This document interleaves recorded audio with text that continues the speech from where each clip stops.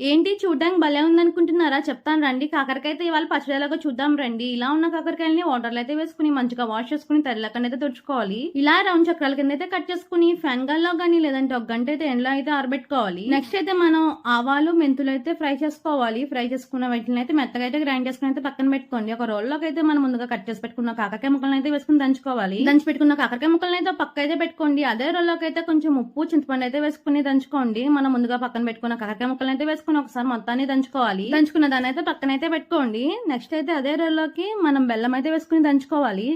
మనం ముందుగా పక్కన పెట్టుకున్న కాకరకాయ అంతా కూడా వేసుకుని ఒకసారి మొత్తం దంచుకోండి. పసుపు, ఆవు పిండి, మెంతిపిండి, కారం వీటన్నిటిని కూడా వేసుకుని ముక్కలు పట్టేలాగా ఒకసారి అయితే దంచుకోండి.